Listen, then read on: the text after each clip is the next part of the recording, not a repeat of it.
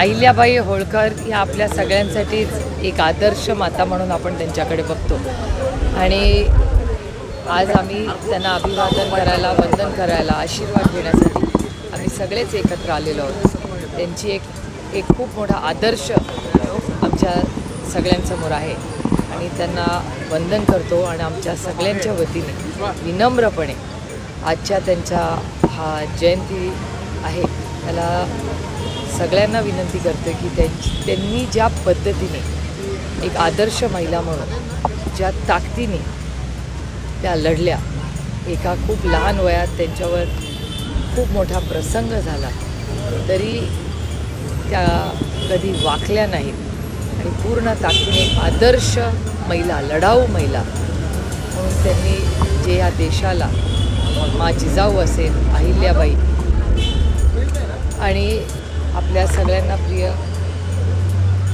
अशा अनेक कर्तृत्ववान महिला ज्या देशात होऊन गेल्या त्यापैकी अहिल्याबाई आपल्यासाठी एक आदर्श माता आहे। विनम्रपणे आमच्या सगळ्यांच्या वतीने त्यांना अभिवादन। काही हिंजवडीमधल्या ज्या IT कंपन्या आहेत त्या आता इतर राज्यात जाणार आहे अशी माहिती आहे। खरं तर ही हिंजवडी जे क्षेत्र आहे ते पवार साहेबांनी उभं केलेलं होतं, पण वाहतूक कोंडी असेल किंवा अन्य कारणं असतील यामुळे आता हे प्रकल्प आणि ज्या कंपन्या आहेत त्या बाहेर जात आहेत। सत्ताधाऱ्यांचं हे अपयश असं वाटतं? अर्थातच महाराष्ट्राच्या ट्रिपल इंजिन सरकारचं आणखीन एक अपयश, कारण फॉक्सकॉनची कंपनी पुणे जिल्ह्यातून गेली, अनेक इन्व्हेस्टमेंट्स राज्यातून दुसऱ्या राज्यात जात आहेत आणि हिंजवडी राजीव गांधी इन्फोटेक पार्क जे आदरणीय पवारसाहेबांची दूरदृष्टी म्हणून त्यांनी सुरू केलं, फेज 1, फेज 2, फेज 3 त्याचं सगळं इन्फ्रास्ट्रक्चर प्लॅनिंग, टॅक्स प्लॅनिंग त्या काळामध्ये खूप मोठ्या संख्येने देशातून लोक इथे इन्व्हेस्टमेंट करायला आले आणि आज तुम्ही बघताय काय परिस्थिती आहे।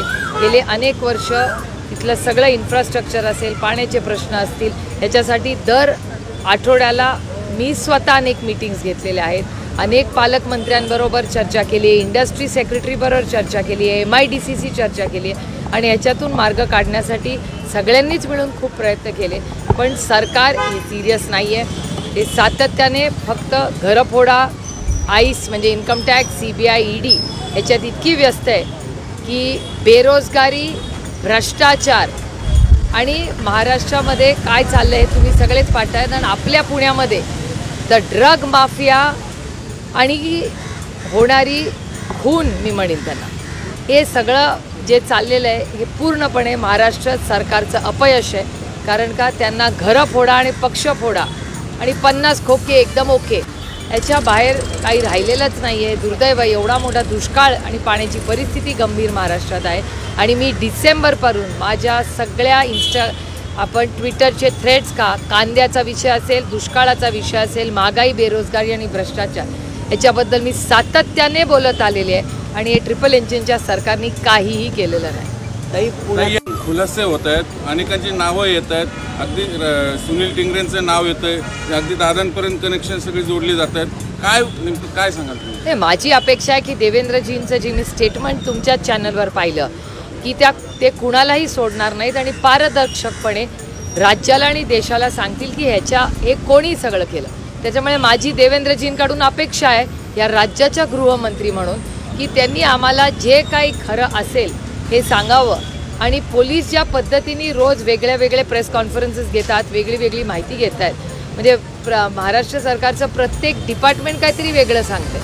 त्याच्यामुळे माझी अपेक्षा आहे की देवेंद्रजींनी पारदर्शकपणे जे खरं आहे हे राज्याला आणि देशाला सांगितलं पाहिजे। या सगळ्यामध्ये अजितदादांची नार्कोटिक्स करा अशी मागणी यांनी केली होती। त्यानंतर दादा म्हणाले की मी नार्कोटिक्स करायला तयार आहे, पण मी जर नार्कोटिक्स केली तर नंतर या बाईंनी बोलायचं नाही। आता त्यालाही चॅलेंज दिले की प्रश्न मी काढून देते म्हणतात अंजली दोघांनी, असं मला असं वाटतं त्या दोघांचा तो अंतर्गत प्रश्न आहे। त्यांना काही असाइनमेंट दिली असं वाटतं का? म्हणजे केवळ आता इलेक्शन झाले, दादांचा रोल यूज संपलाय, म्हणजे असं काही दिसतंय का भविष्यात भाजपला दादांची गरज उरली नाही म्हणून हे सगळं ऑपरेशन सुरू झालं? हा प्रश्न तुम्हाला भारतीय जनता पक्षाला विचारायला लागेल, मी कसं त्याचं। दुसरीकडे कर्नाटकचा जे कांदा निर्यात कर जो होता तो रद्द करण्यात आलेला आहे, पण महाराष्ट्रामध्ये 40% कर आहे तो अजूनही सुरू आहे। मध्यंतरी जी घोषणा केंद्र सरकारने केलेली होती, मधली घोषणा खोटी होती, त्याच्यात काहीच नव्हतं। कुठे त्याच्यातून कुठल्या कांद्याच्या शेतकऱ्याला दिलासा मिळालेला आहे? त्याच्यामुळे कर्नाटकात जी घोषणा झाली तशी देशात व्हावी आणि ह्याची मागणी, मी कांद्याचा प्रश्न गंभीर होणार आहे हे पार्लमेंटमध्ये पियुष गोयलांना हा प्रश्न 8 ते 10 म्हणजे दुष्काळ आणि कांद्याचा प्रश्न याच्याबद्दल मी जवळपास ऑक्टोबर मागचं म्हणजे 2023 पासून बोलते. आज आपण जून महिना उद्या सुरू होणार आणि हे सगळे प्रश्न आम्ही मांडलेले आहेत. हे होणार आहे हे सांगितलं होतं. आणि अतिशय असंवेदनशील सरकार असल्यामुळे काय अशा सरकारकडून अपेक्षा करणार आपण. काही अपघात प्रकरणी ससूनच्या डॉक्टरांचा देखील समावेश असल्याचं समोर आलेलं आहे. कशा पद्धतीने बघता? कारण याआधी देखील ललित पाटील प्रकरणात ससूनचे डॉक्टर तसेच ससूनचे देखील सोबत. ससून हॉस्पिटल एक राज्यातलं उत्तम हॉस्पिटल आहे. अनेक दशकं खूप चांगल्या डॉक्टर्स रिचारिका तिथले वॉर्ड बॉय यांनी अतिशय उत्तम काम केले. कोविडमध्ये उत्तम ह्याच टीमनी काम केलेलं आहे. त्यामुळे 2-3 घटना ज्या चुकीच्या झाल्या आणि त्या हॉस्पिटलमुळे नाही झाला प्रशासनाच्या ऑर्डरमुळे झाल्या याची नोंद सगळ्यांनी घेतली पाहिजे. एखाद्या संस्थेचं नाव जर खराब होत असेल तर त्याला जबाबदार ती संस्था नाही आहे. ससूनमध्ये ससूनच्या केसमध्ये मी डॉक्टर तिथल्या सगळ्या टीमच्या बाजूनी एवढ्यासाठीच उभी राहीन कारण का राजकीय इंटरफिअरन्स त्याच्यामुळे या घटना होत आहेत आणि त्याच्यामुळे त्याची पारदर्शकपणे त्याचा एक व्हाईट पेपर हा सरकारनी आणि माझी देवेंद्रजींकडून अपेक्षा आहे. कारण का ते स्वतः पुण्यात येऊन म्हणाले की आम्ही कुणाला सोडणार नाही. तर देवेंद्रजी आम्ही न्याय मागतोय. एकंदरीत हा Pune hit and drunk and drive प्रकरण जे आहे त्याच्यात अनेक सिस्टीम या सगळ्या बाहेर आल्या की मग पालिकेचे रूफटॉपवर आणि पब्सवर कारवाई असेल पोलीस प्रशासन असेल एकंदरीतच सिस्टीमचं हे फेल्युअर वाटत नाही. अर्थातच अहो तुम्ही तुमच्याच सगळ्या चॅनलवर ते ड्रग्सचे व्हिडिओज दाखवले. मग प्रशासन काय करतंय? तेव्हाही देवेंद्रजी पुण्यात आले होते आणि तेव्हा मी त्यांना विनंती केली होती की राजकीय मतभेद बाजूला ठेवू. तुम्ही जर ड्रग्सच्या विरोधात काम करणार असेल तुमचं सरकार तर पूर्ण ताकदीने आम्ही तुमच्यावर उभं राहू. राजकीय मतभेद ड्रग्ससाठी. पण पुढे काय झालं? ते प्रकरण संपलं. ड्रग्स पुण्यात रोजच मिळतात असं चॅनल्स म्हणतात. मला फारशी या विषयाची माहिती नाही पण जे वर्तमानपत्र आणि चॅनल्सवर येतं आणि व्हिडिओज दिसतात त्याच्यामुळे ड्रग्स वाढलेले आहेत. हिट अँड रन केसमध्ये पूर्णपणे प्रशासन पुण्याचं याच्यावर प्रश्नचिन्ह फक्त आपण नाही देशात ह्याची चर्चा होते. आणि 2 लोक ज्यांचा काहीही संबंध नाही निष्पाप ज्या पद्धतीने त्यांचा खून आणि त्यांची हत्या झाली आहे अतिशय दुर्दैवी आहे.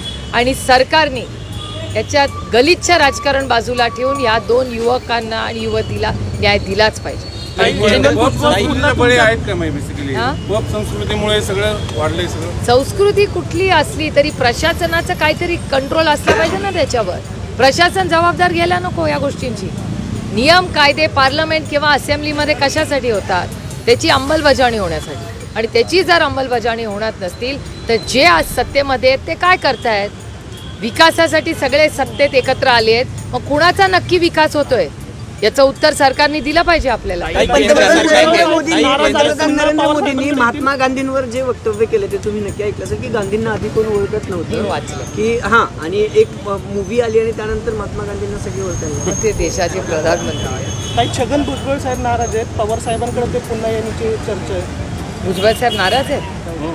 माझ्या कानावर काय नाही असं म्हणाले की 70 ते 80 जागा विधानसभेच्या घ्या दादा ह्यावेळेस कॉम्प्रोमाइज करायचं नाही. तो त्यांच्या पक्षाचा अंतर्गत विषय ना आम्ही कसं सांगणार? त्यांनी काय त्यांचं काय जाताना ठरलं असेल विधानसभेला किती सीट देणार लोकसभेला हे आम्हाला कसं माहिती असेल? मी तर काय नेगोसिएशनमध्ये नव्हते. काही मुद्दा असा 4 तारखेनंतर बरेचसे बदल होऊ शकतात निकालानंतर.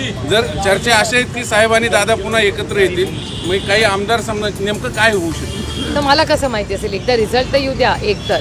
आणि मला असं वाटतं प्रत्येकजण आपापल्या घरी सुखी आहे त्यांनी सुखात नांदावं प्रत्येकाने. Subscribe now and press the bell icon. Never miss an update.